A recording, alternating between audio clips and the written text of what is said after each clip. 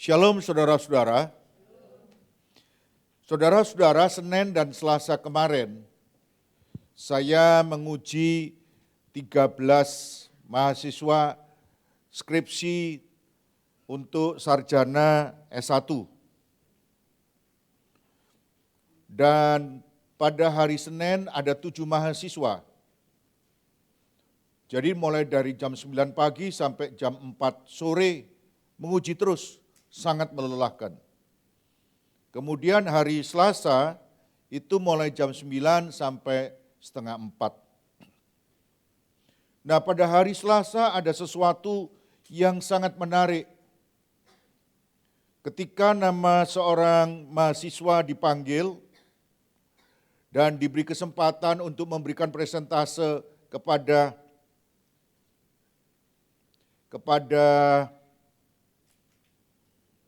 dosen penguji, maka ada sesuatu yang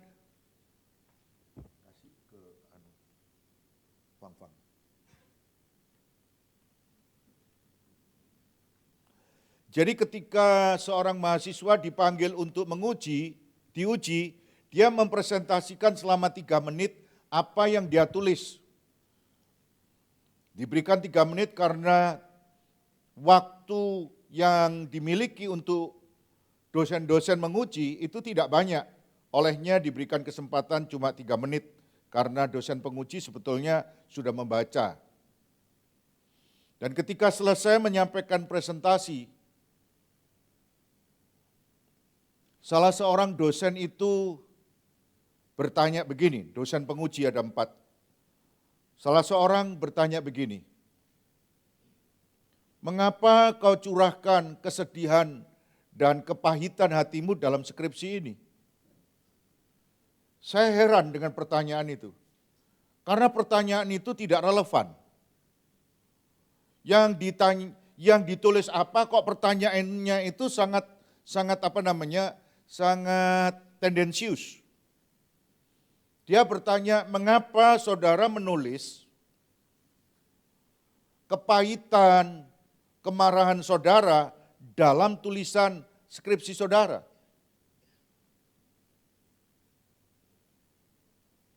Dan mahasiswa itu diam saja. Hanya tersenyum. Lalu dilanjutkan. Apakah saudara tidak bisa mengampuni pria yang mem-PHP saudara? Sehingga kepahitan itu terus saudara lampiaskan dalam skripsi. Tiba-tiba nggak ada angin, nggak ada hujan. Pertanyaan itu menyebabkan yang ujian ini nangis, nggak bisa berhenti. Ini ujian skripsi, bukan konseling. Dan dia ditanya, apakah saudara masih memendam kemarahan dan kejengkelan terhadap orang yang mem-PHP saudara, memberikan pengharapan palsu kepada saudara? Dia nangis, sehingga semuanya bingung. Ini pertanyaan kok tiba-tiba dijawab dengan tangisan. Dan yang lain-lain langsung cari tisu, karena ini dosen mengujinya kan materinya, tapi menyebabkan yang diuji nangis. Dan kita kebingungan, karena nggak mungkin sapu tangan saya kasihkan dia. Gitu. Jadi semua lagi nyari tisu, karena dia nangisnya bukan cuma berlinangan air mata, terisak-isak.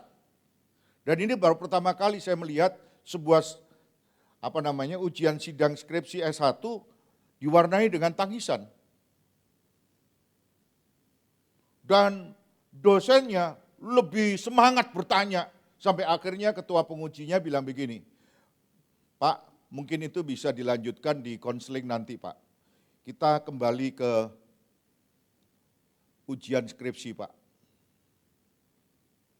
Saudara-saudara, siapa yang ngasih tahu penguji itu bahwa dia punya masalah dalam hal kepahitan terhadap seseorang? Karena dia ternyata di PHP. Dan hal itu membuat saya merasa, wah ini kok bisa tiba-tiba nyelonong ke sono ya? Nah ternyata dosen itu memang punya karunia yang sangat peka terhadap kejiwaan dan dunia roh yang ada di sekitarnya.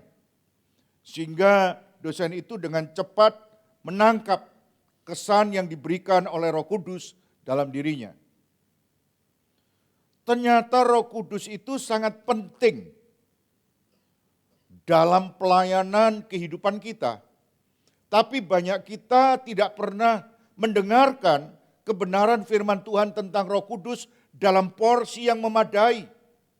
Justru pemberitaan firman Tuhan yang disampaikan rata-rata bagaimana hidup sukses, bagaimana hidup berkelimpahan, bagaimana mengalahkan pencobaan, bagaimana ini, tapi kita tidak diperkenalkan dengan satu pribadi yang penting dalam hidup orang Kristen, yaitu Roh Kudus.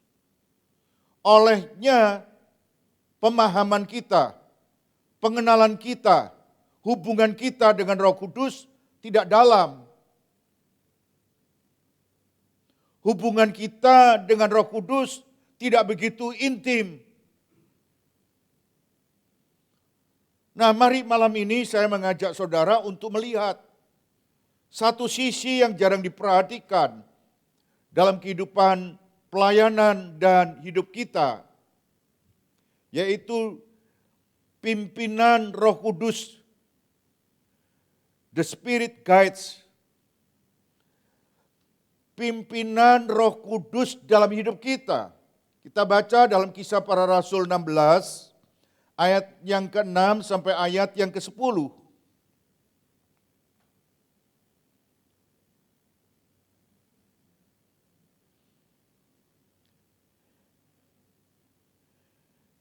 Mereka melintasi tanah Frigia dan tanah Galatia. Maksudnya mereka ini adalah Paulus dengan timnya. Karena Roh Kudus mencegah mereka untuk memberitakan Injil di Asia.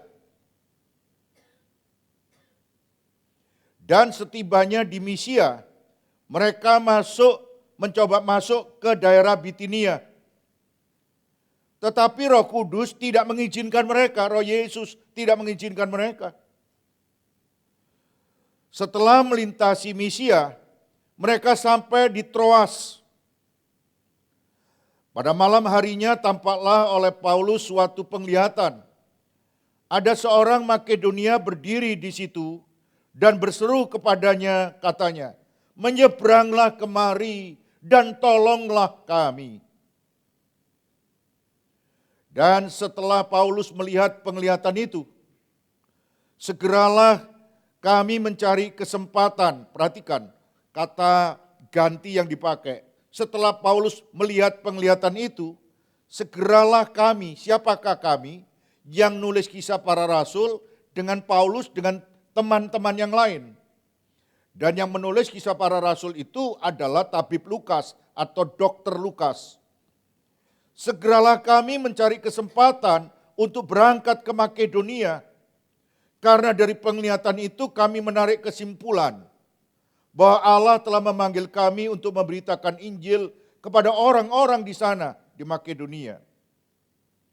Saudara-saudara, Alkitab mencatat suatu peristiwa menarik di mana Roh Kudus melarang Paulus dengan timnya, dengan rekan-rekannya untuk memberitakan Injil di Asia.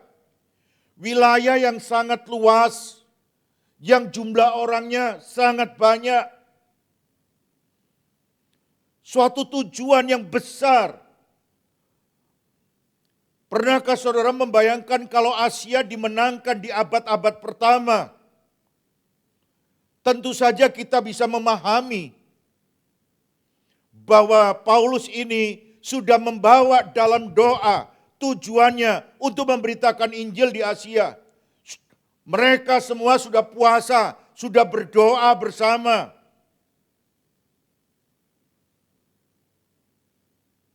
Jadi mereka bukan hanya menyelonong karena punya tujuan yang besar untuk memberitakan Injil, untuk menyampaikan firman Tuhan di Asia. Tetapi yang menjadi pertanyaan adalah, mengapa Roh Kudus melarang Rasul Paulus dengan timnya, dengan Lukas, dengan rekan-rekannya yang lain untuk masuk Asia? Bukankah kalau Asia dimenangkan bagi Kristus, berapa puluh juta orang akan menerima Injil?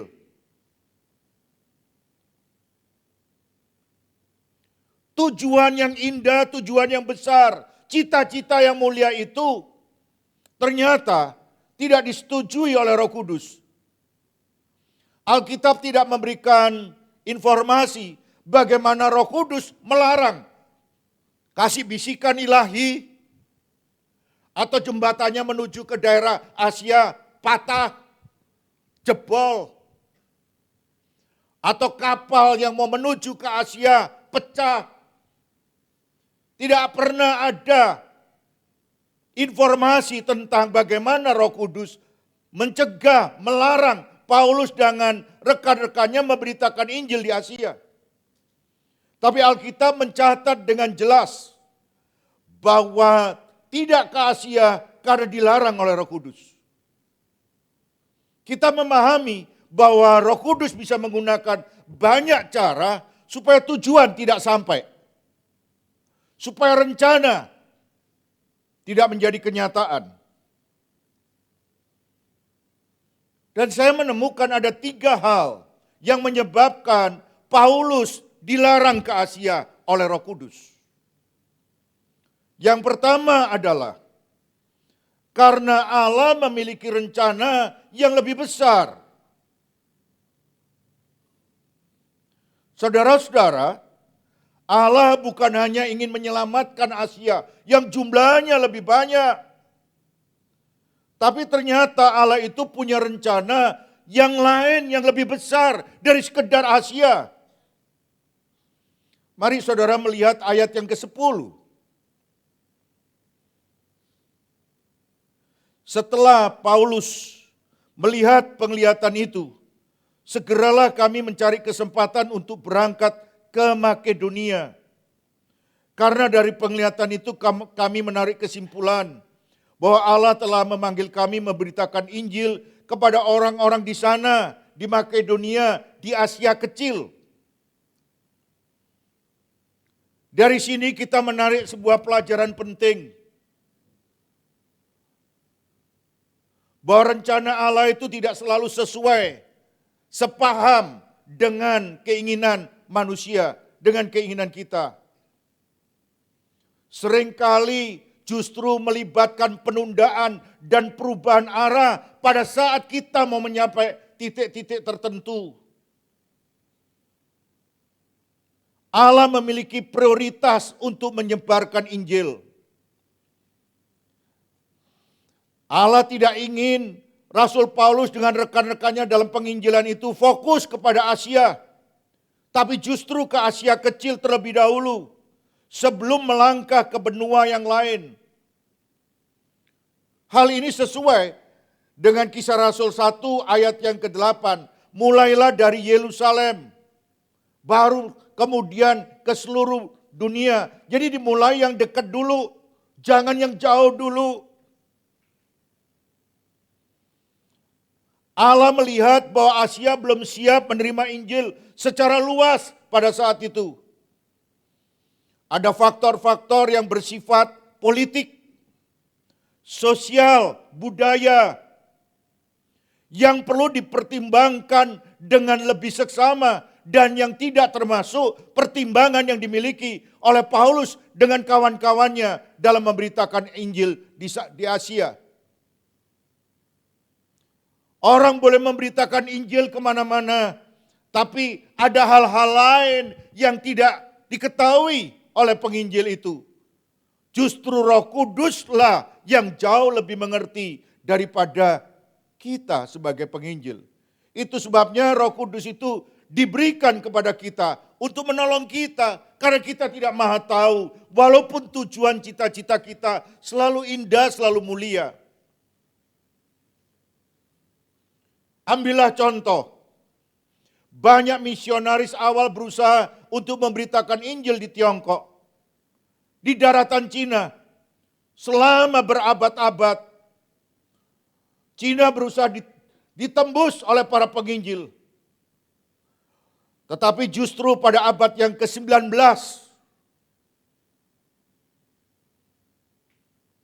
bukan abad pertama, bukan abad kedua, justru di abad ke-19, kekristenan mulai berkembang pesat di Cina. Mulai ada gerakan kekristenan di bawah tanah.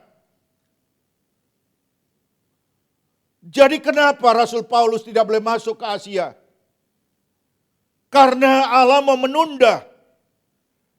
Dengan alasan berbagai macam faktor. Ada kebijakan pemerintah yang begitu represif terhadap agama yang bukan agama lokal. Ada budaya-budaya yang tidak toleran terhadap agama lain, yang tidak pernah menjadi pertimbangan dari Paulus dengan rekan-rekannya. Dan yang paling tahu itu adalah Roh Kudus.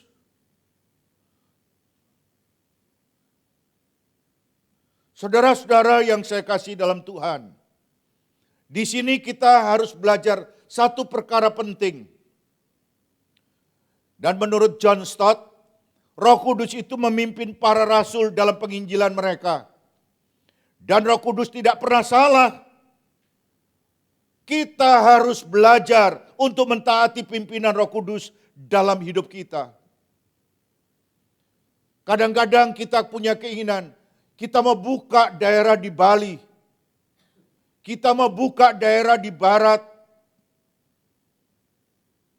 Dan seringkali kita menjumpai penundaan-penundaan, halangan-halangan yang menyebabkan kita tidak bisa mengembangkan sayap kemana-mana. Dan itu bukan karena apa-apa, tapi karena Roh Kudus sendiri yang menghendaki supaya jangan kemana-mana dulu. Sama seperti Paulus, Lukas, dan rekan-rekannya yang lain yang dilarang. Perhatikan kata-kata saya. Dilarang oleh Roh Kudus. Dicegah oleh Roh Kudus untuk memberitakan Injil di sana. Dan sebagai orang percaya kita harus mengerti bahwa Allah punya rencana yang lebih besar dari sekedar Asia yang begitu luas. Mulai hari ini saya bermaksud untuk menyampaikan secara sedikit demi sedikit sejarah dan makna di belakang ayat-ayat supaya jemaat makin berkembang dan bertumbuh, tidak hanya mendengar hal yang itu-itu saja, tapi mulai meningkat dengan pengetahuan yang lebih luas. Tentu ini membutuhkan kesabaran dalam hal mempelajari firman Tuhan. Saya mencoba mengkombinasi antara hamba Tuhan dalam dengan hamba Tuhan luar. Dan saya memberi kebebasan kepada hamba Tuhan luar untuk menyampaikan firman Tuhan. Tanpa ada titipan pesan, mereka biar menyampaikan firman Tuhan dengan apa yang Tuhan mau dalam pengkhotbah itu untuk disampaikan di tengah-tengah jemaat. Tapi orang-orang dalam saya dorong untuk menyampaikan firman Tuhan dengan jauh lebih berbobot supaya materi yang disampaikan itu membuat iman jemaat, pemahaman jemaat makin berkembang dan bertumbuh. Dan hari ini kita melihat satu fenomena yang jarang kita bahas. Bahwa ternyata Roh Kudus itu walaupun ada orang yang bermaksud baik memberitakan firman Tuhan di Asia, di wilayah, di benua yang paling luas, tapi dihalang-halangi oleh Roh Kudus. Sekalipun tujuan misi pelayanan itu sudah dibawa dalam doa, dibawa dalam puasa, dan bukan cuma sejam, 2 jam, berhari-hari, berbulan-bulan, bahkan jemaat ikut mendoakan supaya misi pelayanan penginjilan di Asia itu bisa berhasil. Tapi Roh Kudus melarang, mencegah. Dan di sana kita belajar, orang harus taat pada pimpinan dan tuntunan Roh Kudus. Sebab Roh Kuduslah yang menuntun hidup kita. Yang kedua, kenapa Roh Kudus mencegah orang masuk ke Asia untuk memberitakan firman pada waktu itu? Yang kedua, karena Roh Kudus memperhatikan kebutuhan setiap orang. Mari saya ajak lagi saudara membaca ayat yang ke-9. Pada malam harinya tampaklah oleh Paulus suatu penglihatan. Ada seorang Makedonia berdiri di situ dan berseru kepadanya, katanya, menyeberanglah kemari, tolonglah kami. Saudara-saudara, Allah ingin Paulus dengan timnya fokus ke Makedonia, bukan ke Asia. Ada kebutuhan mendesak untuk didengarkan, bahwa ada jeritan orang-orang di Makedonia untuk mendengarkan kabar baik. Paulus mendapatkan penglihatan tentang orang Makedonia. Allah ingin Paulus dengan timnya memberitakan Injil di Makedonia dan bukan di Asia. Makedonia itu adanya di Asia kecil, bukan di benua Asia yang besar. Dan ternyata misi Paulus di Makedonia menghasilkan pertumbuhan gereja yang pesat, berdampak besar pada perkembangan kekristenan di Eropa. Pada abad pertama Masehi, Asia merupakan wilayah yang penuh dengan keberagaman agama dan budaya. Banyak orang di sana yang beragama kafir. Dan orang-orang Asia itu tidak selalu toleran terhadap ajaran Kristen yang baru. Orang-orang Kristen yang berusaha masuk ke Asia seringkali mengalami aniaya, bahkan banyak yang mati karena memberitakan Injil. Dan Allah tidak ingin Paulus sebelum waktunya mati di Asia. Itu sebabnya saudara-saudara, Paulus dengan rekan-rekannya dicegah oleh Roh Kudus. Jangan masuk sana. Pergi ke Makedonia. Karena di Makedonia ada orang-orang yang siap untuk mendengarkan Injil. Ada orang-orang yang siap terbuka terhadap kebenaran. Dan ternyata kalau Rasul Paulus itu ke Makedonia, dalam catatan sejarahnya ditemukan bahwa Allah membuka kesempatan melayani yang jauh lebih positif, lebih berhasil. Karena dari Makedonia, Rasul Paulus bergerak ke Filipi. Di sana ditemukan seorang pengusaha yang bernama Lydia, yang siap mendengarkan Injil. Dan ketika dia menerima Injil, hidupnya menjadi penyokong pelayanan penginjilan di tempat-tempat lain. Di Filipi setelah dilayani, maka lahirlah sebuah jemaat di sana. Dan kemudian setelah Filipi digarap dalam penginjilan Rasul Paulus yang misinya ke Asia kecil itu, setelah dibelokkan oleh Roh Kudus yang harusnya ke Asia, tapi justru ke Asia kecil, lalu bergerak terus pergi ke Korintus. Sehingga di Korintus lahirlah sebuah gereja yang baru lagi. Dan Paulus perlu beberapa waktu lamanya mempersiapkan supaya jemaat di Korintus bisa berkembang dan bertumbuh. Sekalipun orang Makedonia itu tidak banyak, sedikit, tapi Allah itu memperhatikan kebutuhan setiap orang secara khusus. Kadang-kadang kita berdoa supaya mama papa kita bertobat terima Tuhan Yesus. Supaya anak-anak kita, famili kita terima Tuhan Yesus. Tapi rasa-rasanya mau mendekati mereka itu agak sulit dan tidak ada jalan, cara untuk mendekati mereka. Kita harus paham bahwa kadang-kadang Tuhan itu tahu waktunya, timingnya, kapan orang-orang itu bisa menerima Injil. Kapan orang-orang itu bisa terbuka terhadap Injil. Walaupun saudara sudah mendoakan, walaupun saudara sudah membawanya dalam puasa, walaupun saudara sudah menangis, minta berdoa sama Tuhan, supaya orang-orang di sekitar saudara, orang-orang yang saudara kasih itu bisa bertobat dan kemudian terima Tuhan Yesus. Tapi seringkali Allah menunda justru orang yang saudara tidak kenal, justru orang-orang yang saudara tidak perhitungkan, membutuhkan Injil. Dan saudara tiba-tiba dipakai Tuhan hanya ngomong 1-2 kali, lalu orang itu bisa bertobat. Saya tidak tahu apakah saudara pernah melayani orang semacam itu. Saya ingin menginjili dengan banyak orang lalu bertobat. Tapi saya tidak menduga ketika saya datang ke teman saya dan saya bicara.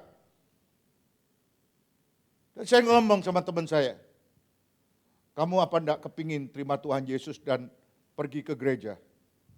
Aku sudah lama, tidak ada orang yang ngajak. Baru kali ini aku diajak sama kamu. Kamu ke gereja mana? Waktu saya masih muda saya bilang, saya ke gereja itu. Lalu dia bilang, minggu kita berangkat sama-sama ya. Dan sejak hari itu sampai sekarang, dia tidak pernah absen datang ke gereja itu.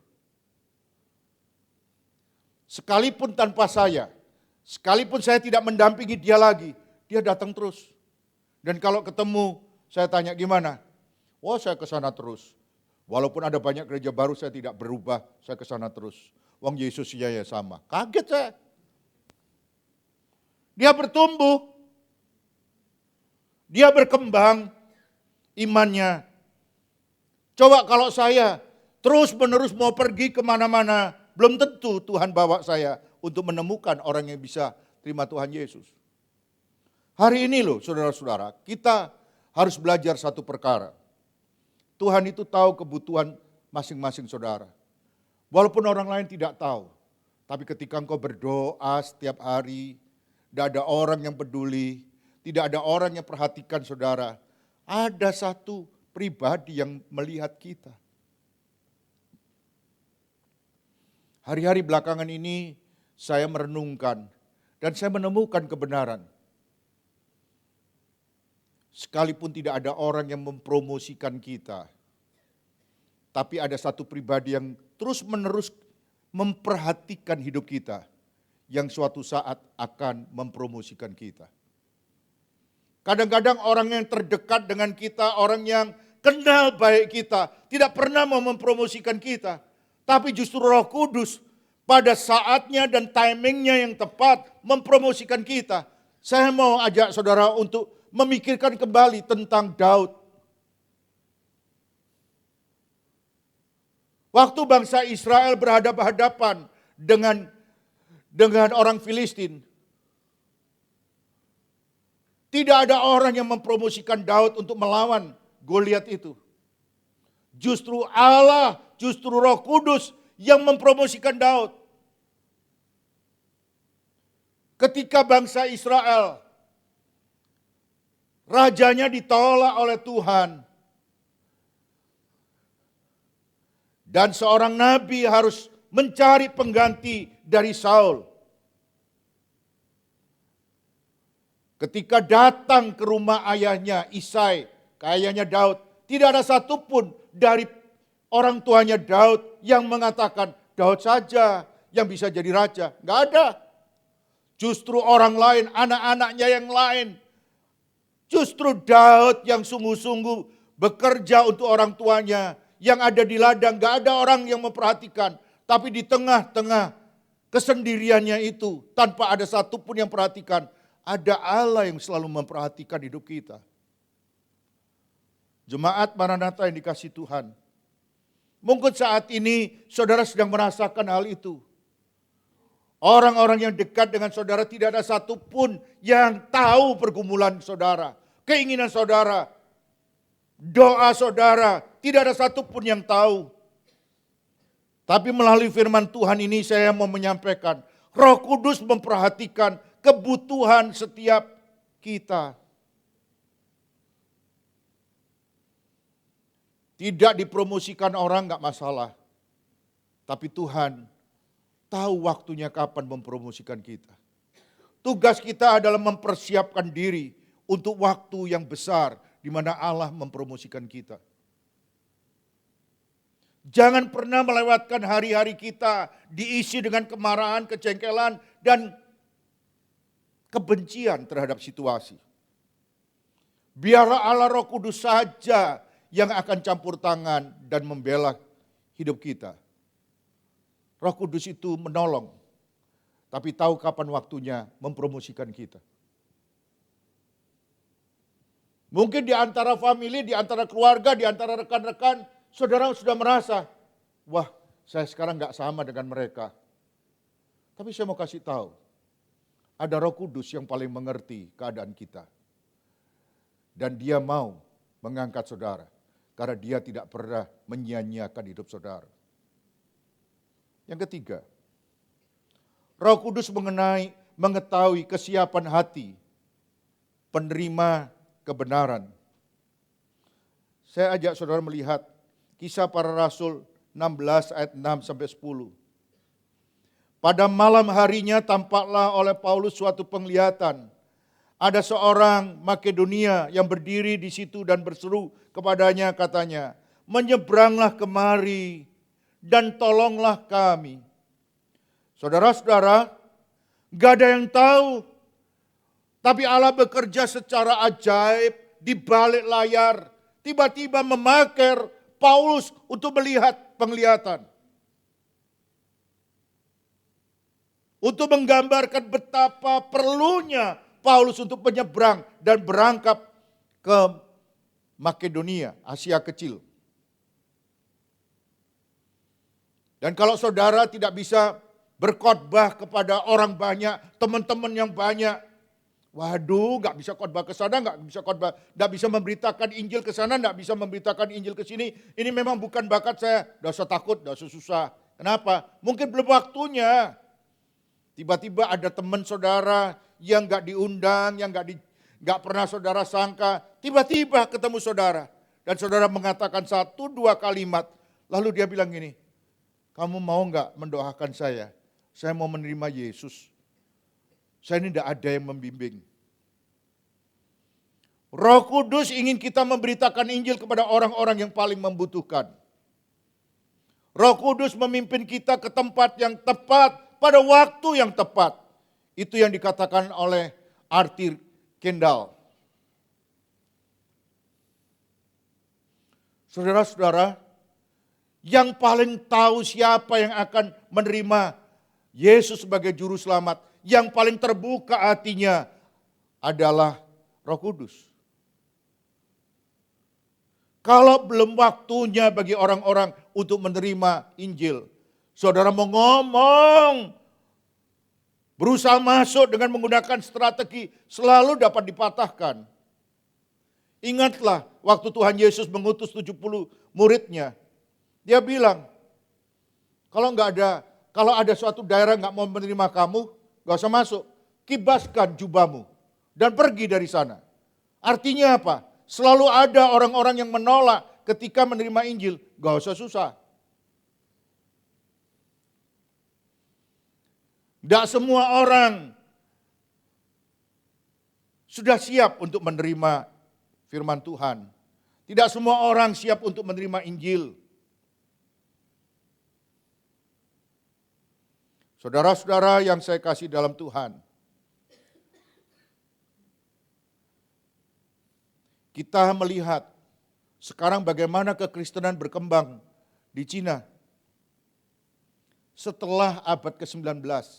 Bukan setelah abad pertama, bukan setelah abad kedua, justru abad ke-19. Ada penerjemahan Alkitab dalam bahasa Mandarin yang dipelopori oleh Hudson Taylor. Kita melihat mulai banyak orang mulai masuk ke sana dan mulai mendapatkan tempat.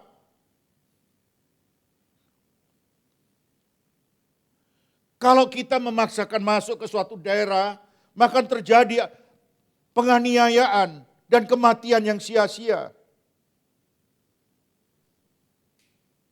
Kalau saudara membaca sejarah bagaimana terjadinya penganiayaan di Smyrna pada tahun 1955, pada tahun 155 Masehi. Ada uskup di Smyrna yang namanya Polikarpus. Dihukum mati karena imannya.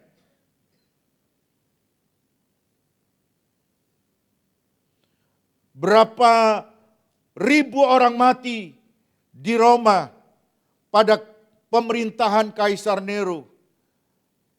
Karena banyak orang di sana yang belum siap menerima Injil dan mereka dibunuh secara brutal dan dituduh sebagai kriminal oleh Kaisar Nero. Saudara-saudara yang saya kasih dalam Tuhan.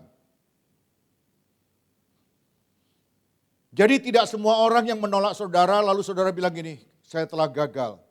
Jangan. Pasti ada orang lain kalau saudara memberitakan Injil yang terbuka.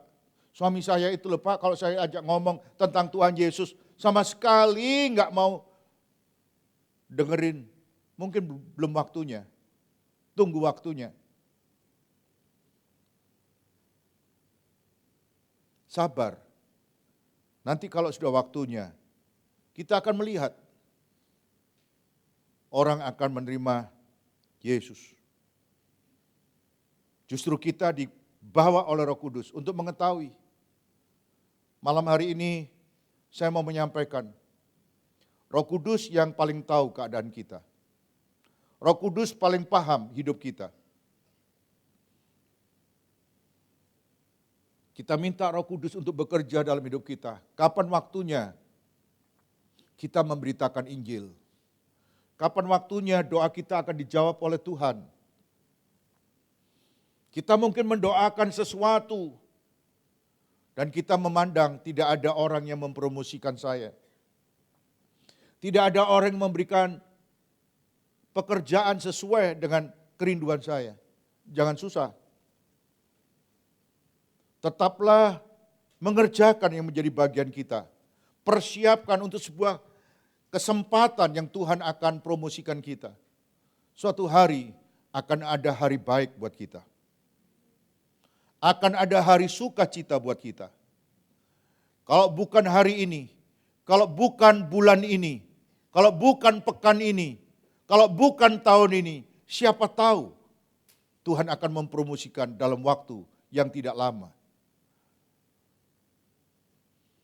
Jangan menangisi hidup ini, tetap percayakan bahwa Roh Kudus bekerja secara ajaib.